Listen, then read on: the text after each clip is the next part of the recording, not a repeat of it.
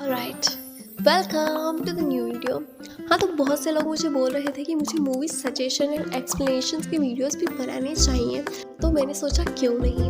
हाँ, तो बेसिकली आज के इस वीडियो में तुम जानने वाले हो top 10 must and worth watch Bollywood movies, जो कि मेरी तो सारी मूवीज फेवरेट है। एंड अगर तुमने इनमें से कोई सी भी मूवी मिस कर दी है तो ज़रूर से देख लेना। So let's start our video. Number 1, ये जवानी है दीवानी। तो फिल्म की कहानी कुछ इस तरह से है। नैना और बनी साथ में स्कूल में पढ़ते थे, लेकिन दोनों एक दूसरे से बेहद अलग हैं। नैना जहाँ पढ़ाई में डूबी रहती है, वहीं बनी हर वक्त जिंदगी के साथ रेस लगाते हुए अपने ख्वाबों को पूरा करने की कोशिश में लगा रहता है। बनी पूरी दुनिया घूमना चाहता है, रुकना उसे पसंद नहीं और शादी से उसे नफरत है। स्कूल के बाद नैना और बनी एक मनाली ट्रिप के दौरान मिलते हैं। नैना अपनी बोरिंग लाइफ से बोर होकर अपने घर से भागकर इस ट्रिप पर आती है और बनी अपने दोस्तों के साथ। दोनों स्टेशन पर मिलते हैं और पूरी मनाली ट्रिप पर मजे करते हुए एक दूसरे के अच्छे दोस्त बन जाते हैं। नैना को ट्रिप के दौरान बनी से प्यार हो जाता है और वो बनी से इजहार करने जाती है। उसे पता चलता है कि बनी शिकागो जा रहा है अपने जर्नलिज्म के कोर्स के लिए। नैना को समझ में आता है कि बनी को अपने ख्वाबों से बेहद प्यार है और वो शादी करके नॉर्मल लाइफ नहीं जीना चाहता। बनी के जाने के बाद नैना कुछ सालों के बाद बनी की दोस्त अदिति, जो कि नैना की भी दोस्त बन जाती है, अदिति की शादी में जाती है। वहाँ पर बनी से एक बार फिर नैना की मुलाकात होती है। नैना बनी से दूर रहने की कोशिश करती है, लेकिन बनी इस बार नैना से दूर नहीं रह पाता। बनी भी नैना से प्यार कर बैठता है।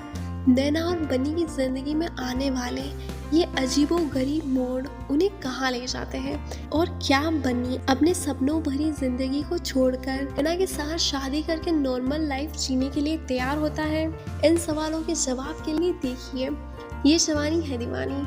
नंबर 2, सनम तेरी कसम। जब सरू के पापा उसे घर से बाहर निकाल देते हैं तो इंदर उसके साथ खड़ा होता है और यही उन्हें एक दूसरे के करीब लाता है।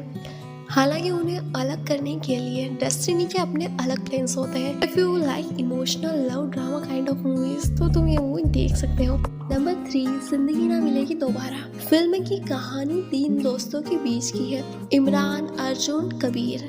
तीनों स्कूल के दोस्त हैं। तीनों एक दूसरे के कांटेक्ट में तो है लेकिन मिलते नहीं। लेकिन उन्होंने स्कूल में एक रूल बनाया था कि वो एक ट्रिप पर जाएंगे और रूल कोई नहीं तोड़ेगा। कबीर परिवार के दबाव में नताशा से सगाई कर चुका है, फिर भी वो अपने दोस्तों के साथ ट्रिप पर जाता है। इमरान लेखक है और अपने वास्तविक पिता की तलाश में है। अर्जुन करियर व शोहरत की चाहत में सब कुछ गवा चुका एक निराश व्यक्ति। तीनों ट्रिप के लिए स्पेन चुनते हैं। वहाँ उन्हें लैला मिलती है। लैला से मिलने के बाद अर्जुन जिंदगी में अपने हर डर को भूल जाता है। इमरान को अपने वास्तविक पिता की तलाश है जो उसे स्पेन में मिलते हैं। इस सफर में वो हर वो चीज करते हैं जिससे वो डरते हैं।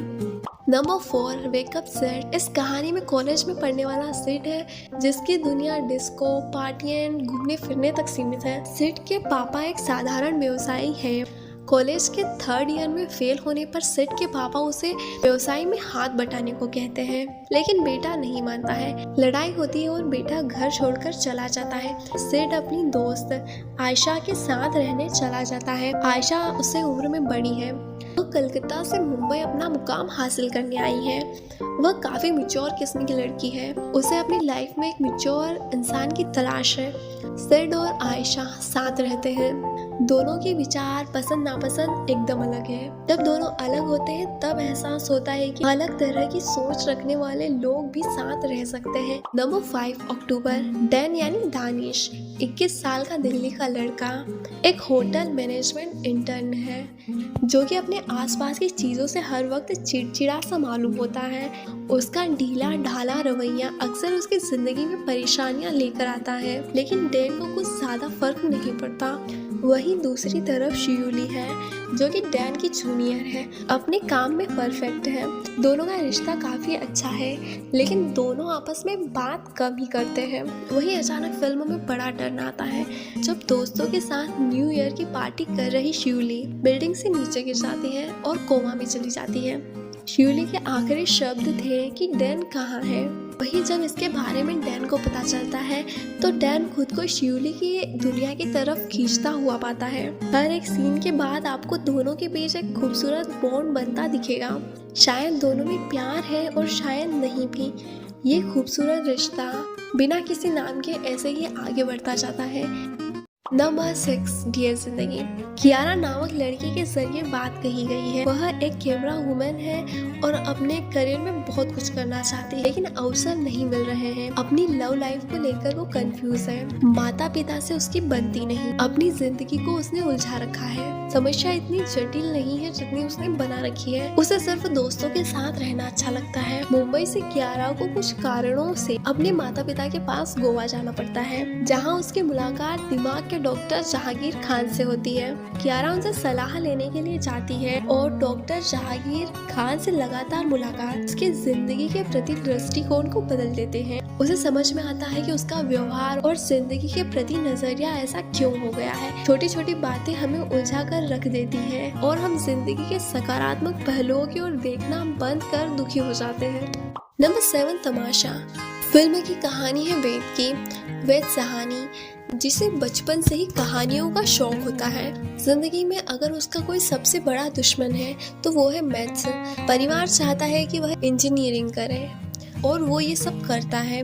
खुद को कहीं खोकर दुनिया की रेस में दौड़ता रहता है, लेकिन इस बीच कुछ ऐसा होता है जहाँ से उसकी जिंदगी बदलने लगती है। वेद दुनिया से भागकर कुछ समय के लिए कोर्सिका जाता है, जहाँ उसकी मुलाकात होती है तारा से।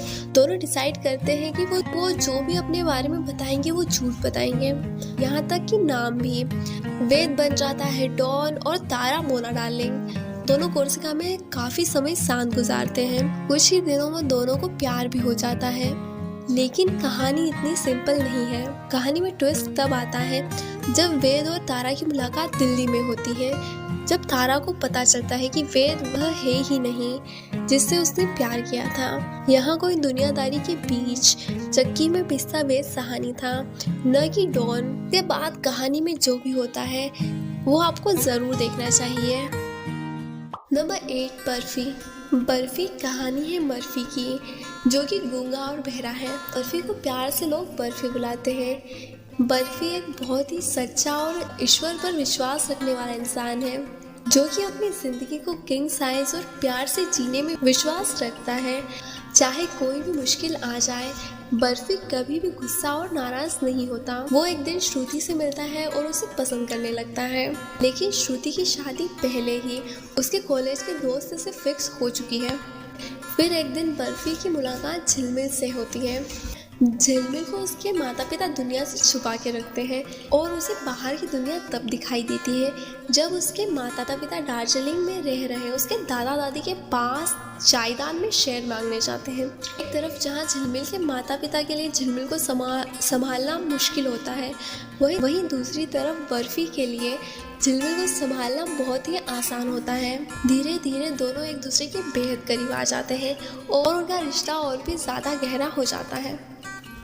Number 9, Rockstar. जनार्दन का बचपन से यही सपना है कि एक दिन उसे रॉक वर्ल्ड का बेताज बादशाह बनना है। उसके गाने के इस जुनून को देखकर उसी के कॉलेज का कैंटीन का इंचार्ज उसे एक सलाह देता है कि जब तक किसी का दिल नहीं टूटता तब तक वह रॉकस्टार नहीं बनता। हालांकि दिल टूटने से उसे अपने लक्ष्य तक पहुंचने में मदद मिलती है, लेकिन यह उसे आत्मविनाश की ओर भी ले जाता है। नंबर 10, जब वी मेट। जब वी मेट 2007 में रिलीज हुई एक रोमांटिक कॉमेडी ड्रामा मूवी है। इम्तियाज अली की जब वी मेट बेहतरीन फिल्मों में से एक है। एंड अगर तुमने इन सारी मूवीज में से कोई सी भी मूवी देख रखी है तो यू नो कि बाकी सजेशंस भी अच्छे ही हैं। एंड आई थिंक कि कुछ मूवी लवर्स ने तो सारी मूवीज देख रखी होंगी। हाँ, तो वीडियो कैसा लगा let me know in the comments and thank you so much for watching.